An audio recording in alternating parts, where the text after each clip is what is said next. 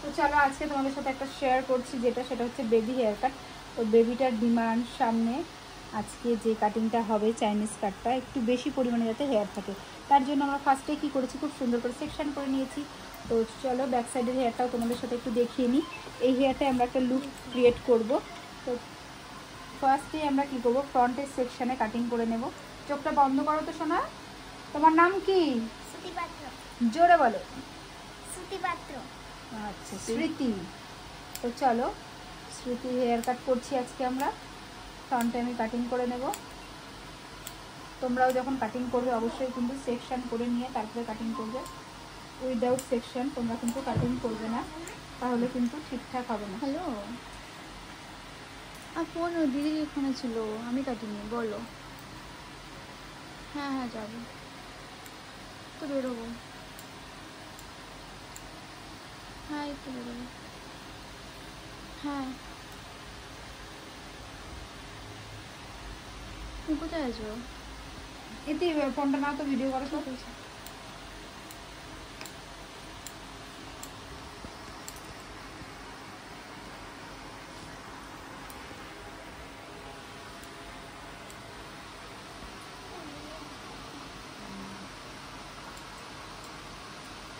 তো ফ্রন্ট সেকশনে কাটিং করতে হবে নাকি দিদি? তো ফ্রন্টে আমাদের কাটিং কমপ্লিট হয়ে গেছে। এরপর আমরা চলে এসেছি ব্যাক সাইডে।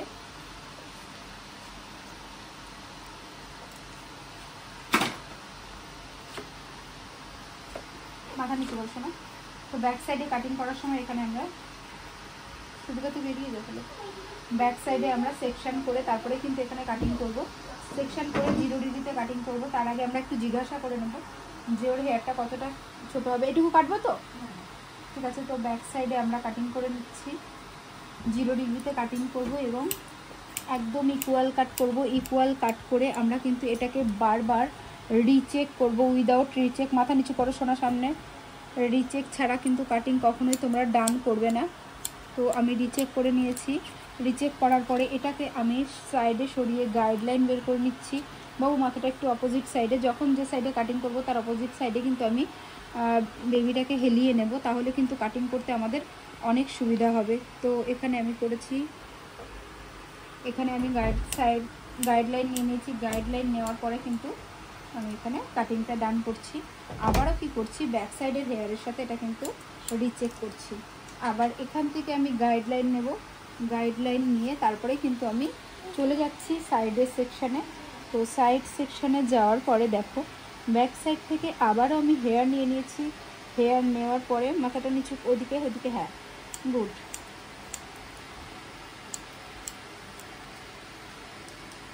আবার এখান থেকে আমি হেয়ার নিয়ে নিলাম।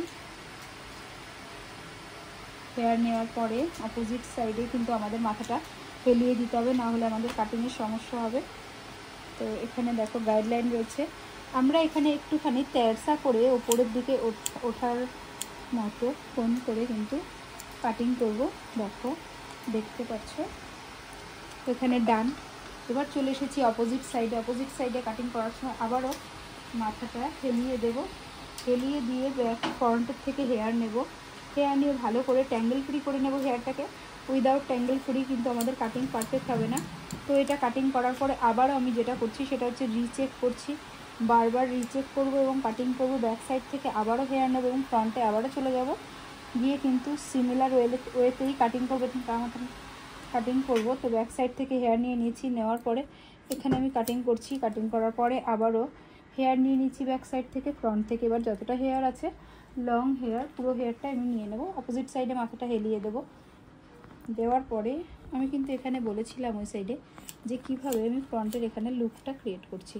তো দেখতে পাচ্ছ তেরসা করে এখানে কাটিং করে দিলাম। কাটিং করার পরে আমি আবারও রিচেক করব।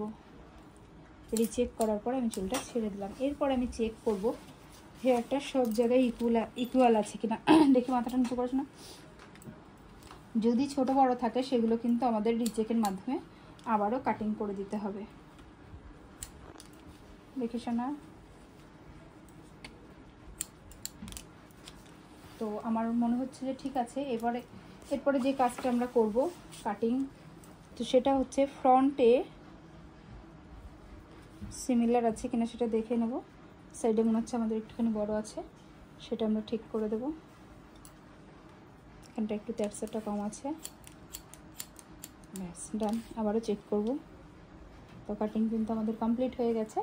এরপর আমরা ব্লো ড্রাই সেট করব।